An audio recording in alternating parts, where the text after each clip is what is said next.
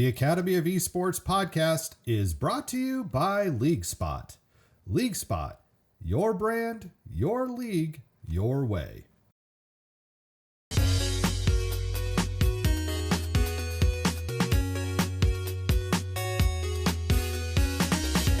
Welcome to the Academy of Esports with James O'Hagan. He's on fire. Boom shakalaka. Welcome to the Academy of Esports podcast. I am your host, James O'Hagan. The Academy of Esports podcast is powered by LeagueSpot. LeagueSpot, your brand, your league, your way. And this week, I have the pleasure of welcoming back to the podcast, Dr. Seth Jenny. Dr. Jenny, thank you so much for being back on the Academy of Esports podcast today. Thanks for the invitation. I appreciate it, Jim. Well, it's been several years since we last talked, though you are still the assistant professor in the Department of Exercise Science and Athletic Training. You're making fun of me. I'm still an assistant professor. Okay. It was never that was never meant to be a slight on you, but I just submitted the paperwork to try to be an associate professor. So hopefully I'll come back with good news in the spring. Well, that's it's important that I think we talk about in the conversation today, particularly about the last time we spoke and where we're at now, not just your research in the exercise science parts, because there has been a tremendous amount of research that has been conducted, I think now, given the importance that gaming and esports have had around the exercise science around it, but especially around the neuroscience that we are finding in it and how they're all connected together. And we're also going to be talking today about your work with the Esports Research Network and a book that you're writing.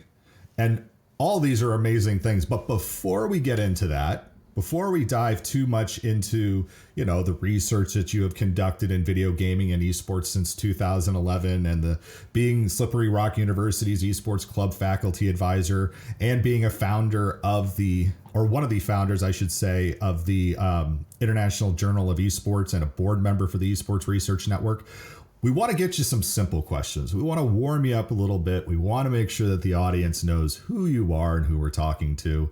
So, Dr. Seth, first question that we like to ask our guests here on the Academy of Esports podcast, what is that game, and it doesn't have to be a video game, that stands out as having been important to you at some point in your life, and why was it a meaningful experience?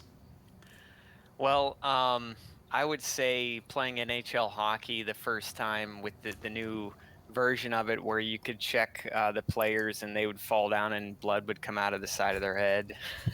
We're talking which, I think that's 93, 94. Okay. Yeah, I think it was NHL 94. No, I mean, so yeah, that's a fond video game memory of mine, but really the game, or if we want to say a sport, would be running cross country. I started running in ninth grade. And I ran at Slippery Rock University where I teach throughout my undergrad, and I continue to run. And that's something that just the sport has taught me so many things, from perseverance to dedication to long-term goal setting and delayed gratification. And now I try to give back by coaching myself. I try to have a humanistic philosophy where I work on promoting and developing the children that I coach as people, not just as athletes. And I care about their holistic development, not just wins and losses. And today when I exercise, a lot of times I'm going through my head and working through things I'm working on, writing, teaching, those types of things, where it just gives me time to think and to work through some of the projects and problems that are going on. So it's been an important part of my life. It's lucky for you that you can do that, because whenever I've had to run in the past, I'm always like, when the heck is this over? Well, then you got to move to biking, swimming, find that sport that works for you. Oh yeah, absolutely. But here's the interesting thing, Dr. Jenny, is that when we're talking about our upbringings, again, we didn't get the luxury or the opportunity to grow up where gaming and esports was built into high school culture. It was not built as I guess you could say, socially acceptable. very soon, and I think we're starting to see it now as some of these. I've been involved in high school scholastic esports since 2014.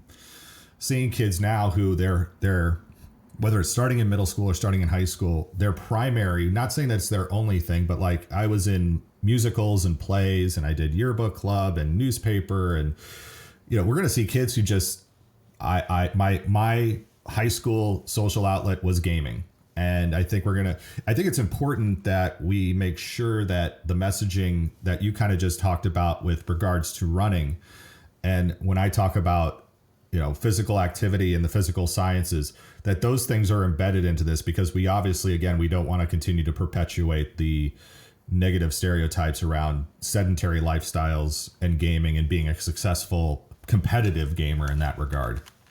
Yeah. And, a lot of that is, whoever is managing the program, whether it be, what do you want to call them, a director, coach, or whatnot, it's what's their philosophy and what is the point of the program? Is it competition? Is that the focus? Is it extracurricular? Is it to try to motivate students to learn about STEM? Is it to teach transferable skills such as teamwork, communication? And so when you have a firm philosophy of what is the overarching goal of the program, then it helps with decision making. It gives you a framework of when certain situations arise, well, if our point of our program is, to develop people, maybe it is to learn certain skills, then you can make those decisions with that in mind, and it helps point you in the right direction. So having those established ideas ahead of time, not just going into things blindly, really assists with that. And totally agree. It's interesting to see how different extracurriculars can help people connect with other people. And it gives them a motivation to come to school. It gives them motivation to do well on their on their grades and their assignments and whatnot. And esports is just another one of those areas that can be utilized for the positive things. And like you said, it's not necessarily a negative thing to be playing video games. Anything that's done excessively to the detriment of, daily living, then it's probably a problem. But if it's done within moderation, it can be a great thing. And now, sorry, we're going to get into, I'm sure, a lot more of this in depth, but we still got to get to know you a little bit. But all right, second question. Maybe it's totally eccentric or quite traditional, but what is your superpower? That thing that you do better than most people, or what do you wish you could do? Well, the wish is, and my wife sort of has this, is a photographic memory. I definitely wish that I had that. I'm something, I need to write it down. What Einstein said, I don't need to remember anything if I can just look it up. I think some of the strengths of mine, superpowers, I think I'm type A, so I'm, things that come along with that. I think I'm organized. I think I'm able to be resourceful and honest with people. If I don't know the answers, I think I am resourceful to be able to find answers when I need them. So those are some of the things that I try to develop and work on.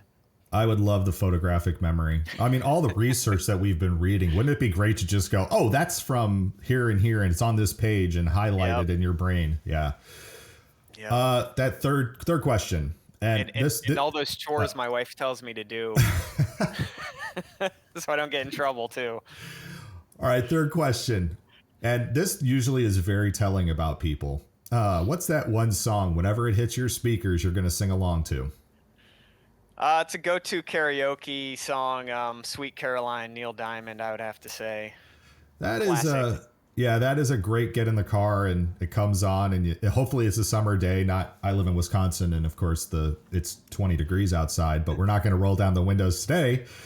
But yes, that is a fantastic classic. And of course the Boston Red Sox have that as a regular song in their stands. Yeah. All right.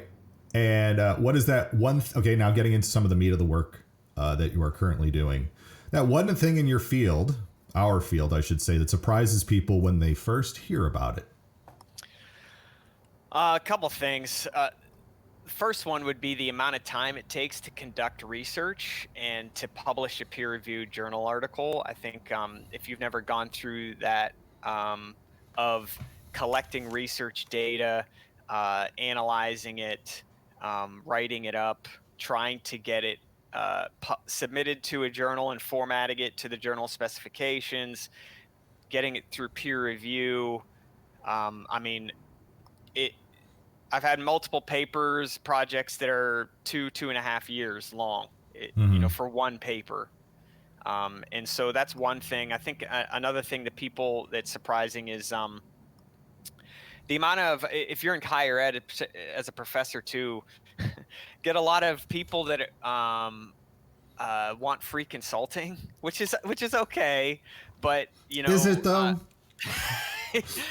Well, and it's just built into the system where it's sort of disguised as quote unquote service to the profession, right? And even like peer reviewing. So me reviewing other people's journal articles before they are published. All of that is done pro bono, free. Doing editing work, all that's is done free, and so the system is a little bit crazy in the sense that while certain journals get money from libraries and individuals purchasing journal articles, the people who actually do the work, such as the researchers and the peer reviewers and the editors, they do not get paid. Yeah. And I've seen too, let me ask you this about research. I mean, obviously there's been a change in the world of research, and maybe this kind of starts to lead into one of our first questions about how do you continue to stay informed about the current research that's going on in esports and gaming. But I seem to think that there's so much exciting data that people are getting right now that they're very quick to want to get it out there without going through the peer review process. Yep. How important is that? Because I asked this similar question to Dr. Cohort in our last episode. For those of you who would like to call back, and maybe I'll splice it and put it in here as like a, Sure. Yeah. I mean, she's very well known and great researcher. But how do you feel about? Oh yeah. But how do you feel about getting? Again, you've got to have that for academic integrity, because I think one of the issues that we have right now in the field is around the integrity and efficacy of the work that we are doing in research, and that in the past there hadn't been a lot of great research, I guess you could say, and now we're finally getting our feet underneath us. How important is it to again make sure that work is peer reviewed before publishing? Yeah, that's a multi-layered question, so I'm gonna give you a few layers to it. The first thing is that I don't know how many times, and we've been even mentioning this within the Esports Research Network, where people are wanting to collect research data and they are not reporting anything that the proposed study has gone through an institutional review board panel to make sure that the way that the data is collected is ethical, the way that the data is handled once it's been collected. I mean, if people are, I just saw one that was about LGBTQ plus survey questionnaires where you get sensitive questions for people, and how is that data going to be analyzed and who has access to that data? All of that information is part of the institutional review board application that should be approved by a committee. And so there's a fair number of people that are trying to do research projects without going through IRB. That's one problem. Second issue with esports research is so many people, and I think the pandemic certainly added fuel to the fire. Most of the research is just survey based, and it's just self-report information, and the quality of that research, it's definitely needed, because you can get large samples of people and large response rates whenever you're doing survey research, but you can only do correlational research, and you cannot do cause and effect experimental controlled types of research when you're doing that. And so that's one area where we really need to increase is the amount of controlled experimental research studies relating to esports. And yeah, so that those are a couple things. To answer your question about the peer review process. Yes, so if people just submit their work to journals and it doesn't go through peer review, the quality of that product can not necessarily be very high, because when you submit an article to a journal, the editor should look at it and first see whether it's appropriate for the scope of the journal. Then they will send a request to experts on the topic of your paper. And so we're not just talking about the level of an expert in esports, but it would be an expert in esports marketing or an expert in esports player injuries, or very specific to the topic of the paper. And usually it goes through a blind peer-reviewed process, meaning that the people who review it don't know who was the author, and the Right. author doesn't know who the reviewers were. And they'll get usually at least 2 reviews. And I know you know this, but I'm explaining it for the listeners. Sure. No, and this is important. It truly is, because even the part about the institutional review boards, I know going through my PhD work just how important.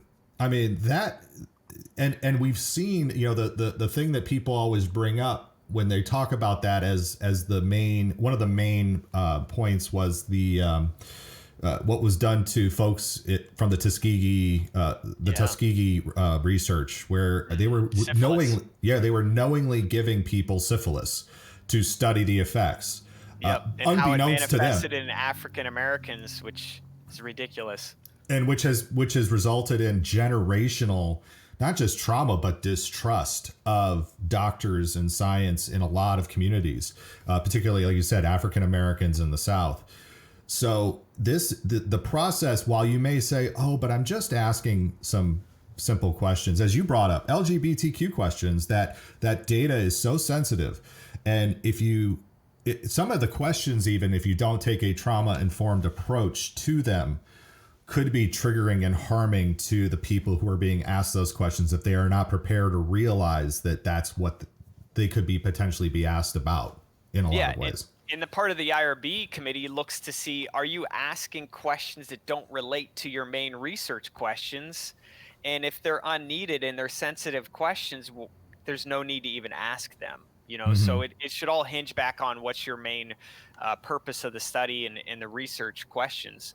But to finish relating to the peer review, so then after it's blind peer reviewed, it gets sent back to the editor. The editor makes determinations based upon the reviews, and usually it can be accept, which usually will never happen off the bat.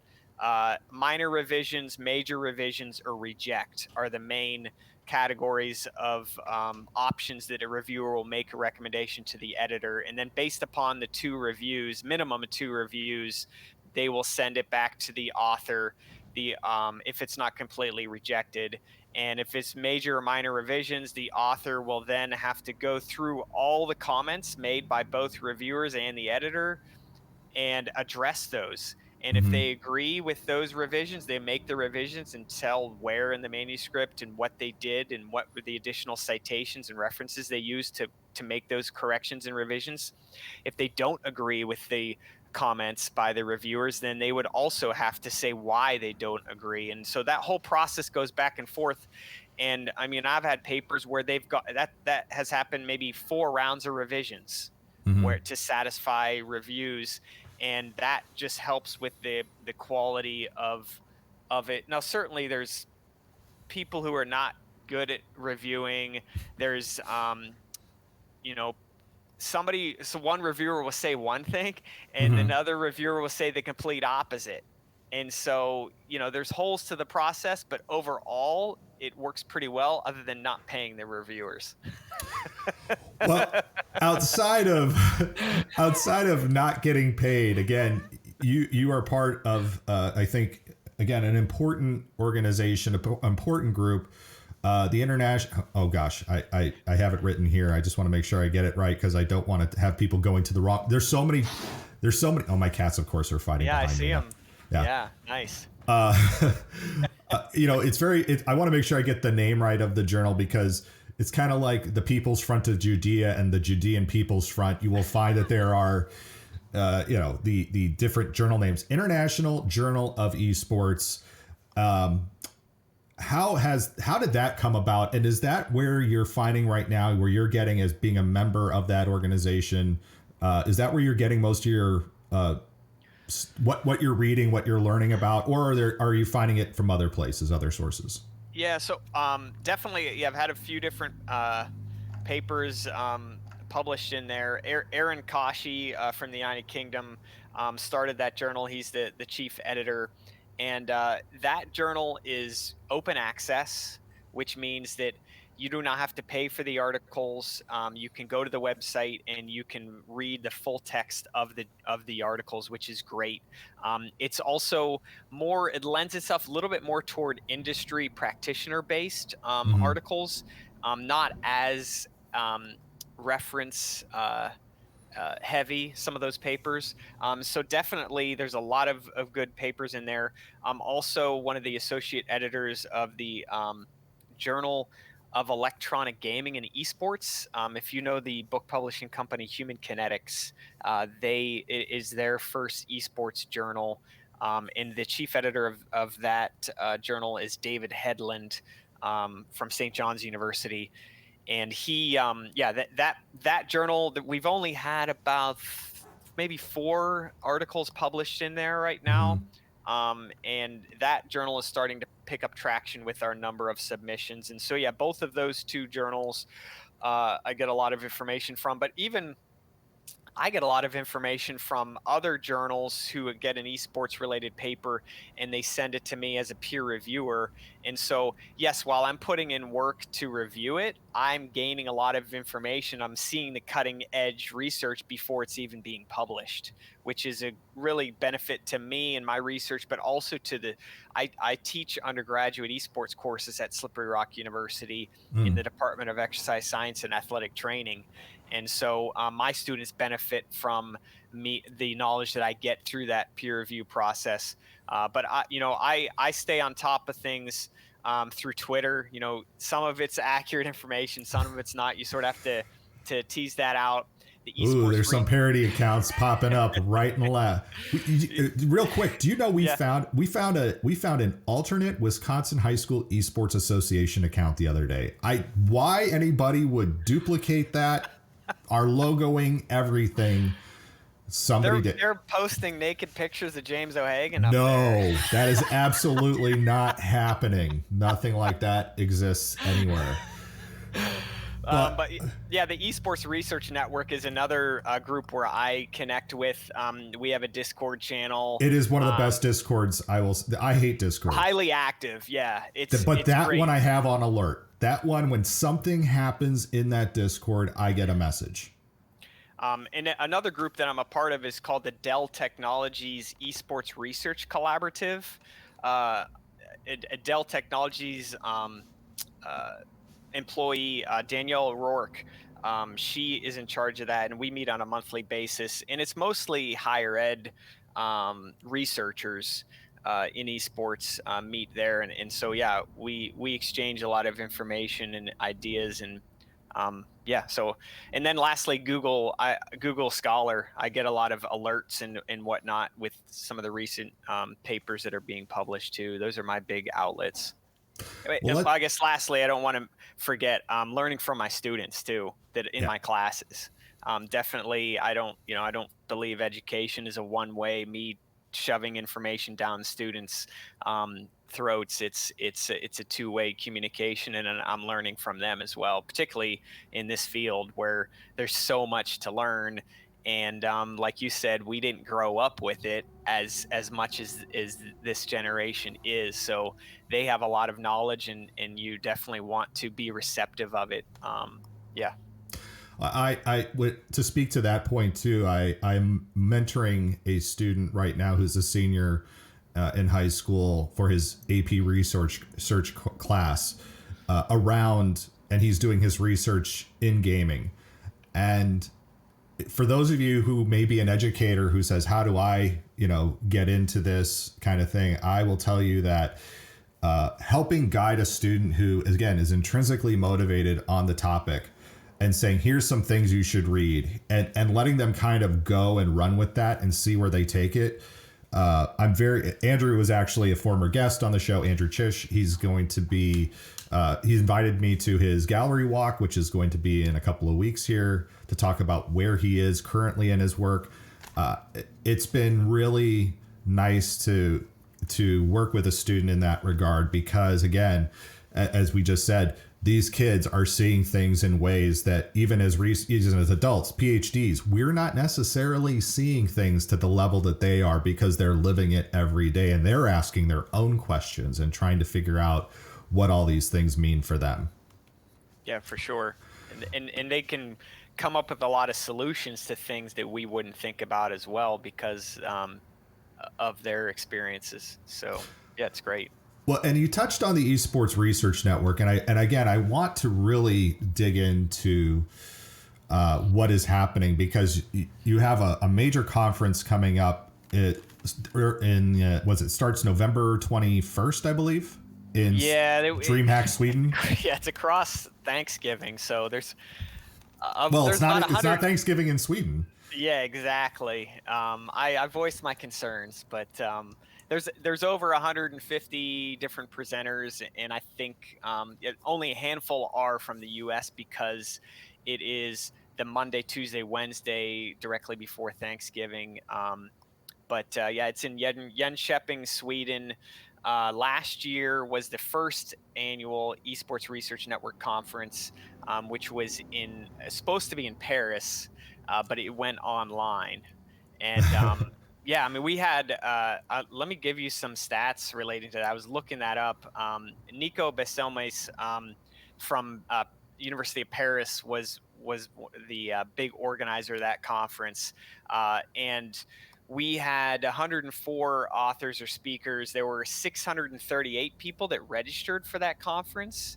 And across, we streamed it all. There was 15 hours of broadcasting, and we had 2,303 unique viewers. The max peak viewership was 474. Wow. The average concurrent viewers was 122 across the 15 hours. And we had a lot of different, impressions on Twitter.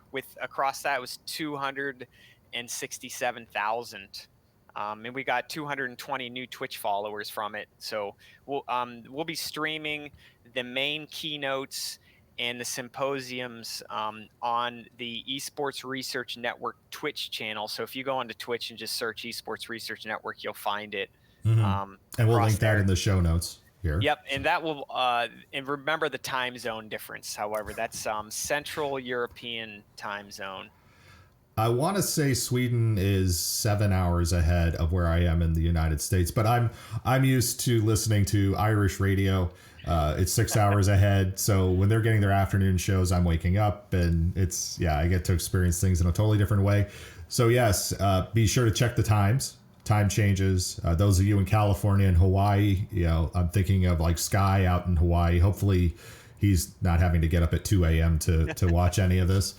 He might be coming, actually. I have to look at who's coming. It wouldn't surprise me if Sky were to make it to Sweden. I would have loved to have gone to Sweden, but I will be here in the States. All right, next question, and it kind of relates to, again, the work in the Esports Research Network. Again, if you're not a member of the Discord and you're curious about research, I'm more of a lurker right now, but I always see what pops up in there because I am curious. Well, you have your own curiosities, but what are you most curious about researching at this time? I find that the Discord itself kind of piques new curiosities, new ideas, new ways of thinking. What is driving your thinking of about research at this moment?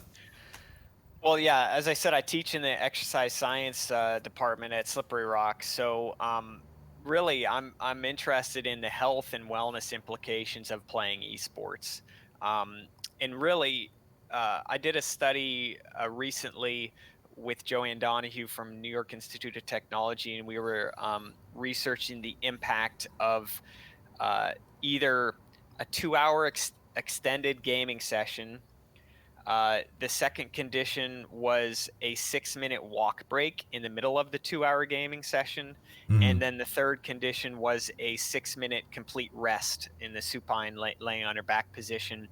And we were looking at changes in executive functioning. So the participants in those three conditions, pre and post gaming, did executive decision making types of cognition tests, computer Okay. based, but we also tracked some of their gaming metrics, such as their wins and losses and kills and deaths with first person shooter gamers. And so um, that type of research is I'm really interested now to look at, because the gaming was in more of an open environment and we weren't able to control who the players were playing with at the time, Mm. what map they were on. And I'm looking to replicate a similar study looking at the impact of a longer duration of exercise programming on the esports performance. I can send the link to that study if people are interested in seeing the results of that. I know that some of the things I've played around with, even if I'm sitting in this gaming chair, which is very rigid in a lot of ways, speaking to about kind of what you relayed, I believe bodies in motion or brains in motion. So as we're sitting here in this, these very stationary ways, I have thought that maybe there's something around the gaming chairs themselves, or maybe even a hindrance to performance in a lot of ways, where if we're going to talk about students in the classroom having chairs that are able to move with their bodies more to allow freedom of movement, the research like that sounds very interesting to me of what you're talking about, because again, it's promoting the idea that movement, even though you're playing a game for a period, the hypothesis I would imagine is somewhere along the lines of some kind of movement or activity is going to make you a better gamer in the long run. Again, as a hypothesis. Yeah, there's significant research to show that particularly cardiovascular exercise improves cognition and decision making, and so I mean, a quick rundown is yes, the walking condition showed a significant increase in executive functioning in those players. We did not find a statistically significant difference in the wins and losses or the KD ratios, the kill death ratios with the FPS players. But Mhm. again, there were a lot of extraneous variables of the gameplay that we couldn't control for that situation. But we could say that at least they didn't necessarily statistically get worse in their gaming performance from the metrics that we collected. As far as the chairs go, what a lot of people will say is that the gaming chairs are just for looks, and really people should be trying to buy those high-end office chairs that they probably would do better off than buying a gaming chair. But I think it's more about getting up and moving more often than the actual chair that you're in, because if you're in a static position too long, no matter what chair you have, you're gonna run into those types of ergonomic problems. Um, yeah. Did you see the McDonald's gaming chair? Yeah, Oh my gosh. it holds the fries and it keeps your nuggets warm or something. I don't know. I saw. So for those of you who haven't seen it, I'm and talking about chicken nuggets though. yeah, I'll put a link again into the show notes. But the McDonald's, and I forgot who the furniture company was, decided that they were going to design a gaming chair that would hold your fries, hold your McDonald's cup holder. I'm like, man, we're just going to keep laying on these stereotypes, aren't we? That gamers are just lazy people, that they just want their fast food. And again, Dr. Seth, I was at the League Championship Series finals in North America at the United Center. Nice. And Dr. Lindsay, she's there working with her team. Yeah. Those gamers, they weren't munching on fries. They weren't, eating. Not with Lindsay, I'm sure. No, but any of them, the top companies, the top gamers are not doing those things. And it's, I guess it's funny in some ways, but I also kind of bristle that we're still taking this approach with some gamers that to feed the stereotype, if you will. Yeah, I mean, obviously it's just marketing trying to sell something. I don't know if people would actually buy that because they're wanting to eat McDonald's while they're gaming, or it's just, hey, guys, look at that chair I just bought over in the, I think that's more of the reason somebody would buy that. Some people have too much money. Too much money. Yeah, and even if you're thinking about like for my office at work, I'm at home right now. I have a standing desk where it's electronic, where a few hours or a certain amount of time I will be sitting, and then I put it in the upright position, stand up. Now, when you're gaming, though, you want it from the performance standpoint. You want everything to be lined up exactly so that you can be accurate, and the timing matters and everything else. The same with shooting and archery and everything else. I mean, it's very repetitive, and so the fact that you would have less bracing points, or maybe your elbow's not on the armrest or on the desk, or things change in a standing position versus a seated position, then you run into those performance issues. But if you're just recreational playing or you're working, having the ability to make adjustments to your chair, to make adjustments to your seat height, making sure the ergonomics in your setup is appropriate, and you're not, you're looking ahead and not looking straight down at the monitor. Those types of things can help with it. And you're already a published author, not just in research, but also in books. You have your book, Technology for Physical Educators, Health Educators, and Coaches. But you're also working on another book now. And it's not necessarily the Dr. Seth Jenny book 2.0. Not at all. Let's talk about the new book that you're working on, because I think that there's people in the community saying, well, how do I get myself involved in this? And you have actually a way that people can be considered to be contributors to this new book. Yeah, so I was approached by a major global book publishing company about setting forth a proposal for the handbook of esports. And so when you look at the books that are out there right now, it is very specific. There is, a guidebook on esports health and injuries. There's a lot of business related books. There's some collegiate esports books. So they're very narrow focus, which is fine. The purpose of this book would be to provide a holistic overview of the esports ecosystem, covering it from more of like a 30,000 foot view rather than a face-to-face type of view. I'll pull up the major categories here so I can show you, but as I'm pulling it up here, we have a Google Forms survey that we would love for, if you're interested in being involved in this project from a writing standpoint or from a peer review standpoint. We'll have the link to this survey, and you can fill it out and take a look at the chapters that we are putting forward. So this project, I'm the senior editor on, and the other editors are Nico, which I already mentioned from France, Tom Brock from Manchester, United Kingdom, Amanda Cote from the University of Oregon in the US, and then Tobias Schultz, who's one of the co-founders of the Esports Research Network. The five of us, we've met 6 times going through what this table of contents would look like to provide that global overview of esports. And so our major categories, and there's I'm not going to read every single chapter, but I'll give you the major categories. Introduction to esports, that gives an overview of defining esports, spelling esports, global history of esports, the ecosystem. I love that you said spelling of esports. Please go on. That is in the title of one of the chapters, yes. Then we move into esports research, and that's definitely lacking. Where there's not a lot. There's some gaming related research methods books, but we would have chapters on esports types of labs and research centers that are out there, general recommendations when you're conducting esports research, and then research methodology specific chapters on qualitative esports research, survey research, and then experimental intervention research. Next category would be esports players. And so we'd have chapters on performance psychology, analytics, coaching, health and wellness, injuries.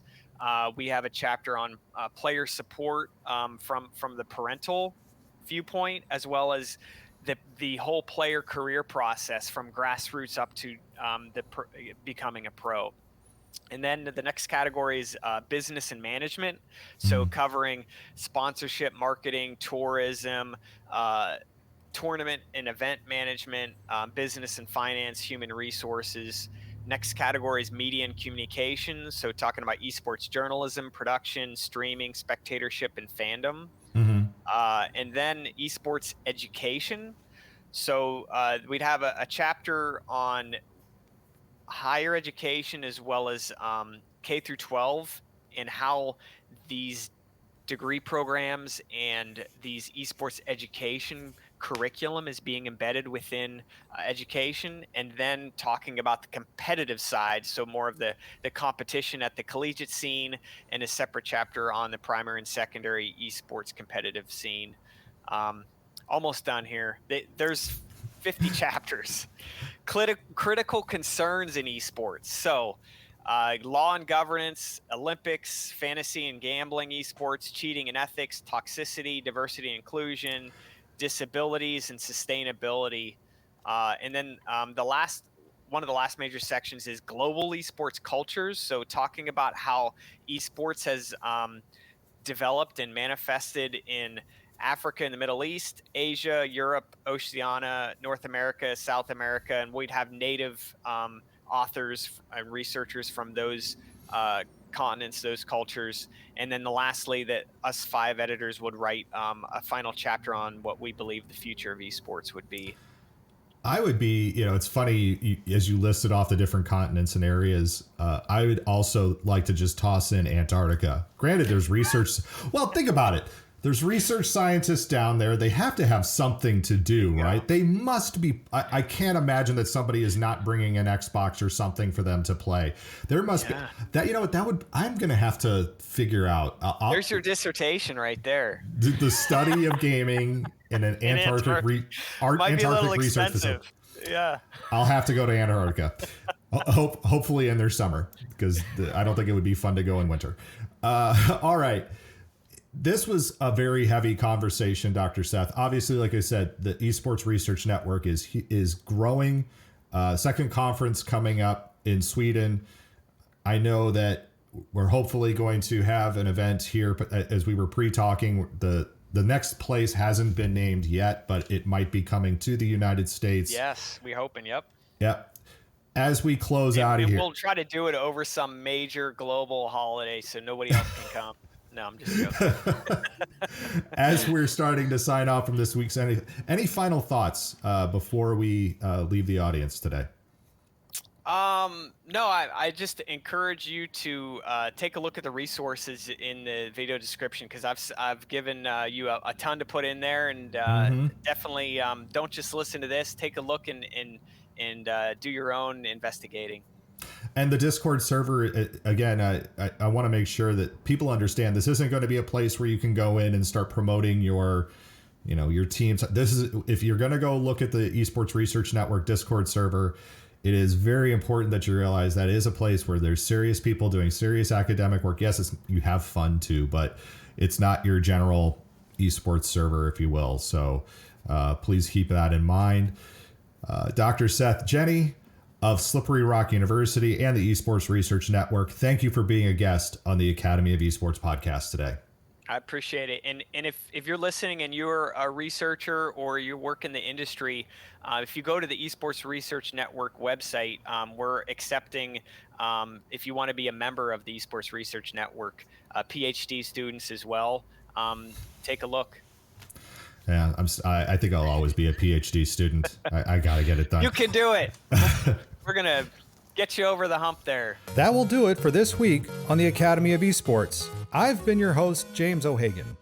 Esports are organized competitive video games allowing schools to redefine their athletic culture, diversify opportunities for student participation, promote good physical and mental health, increase collegiate scholarship pathways, and play games.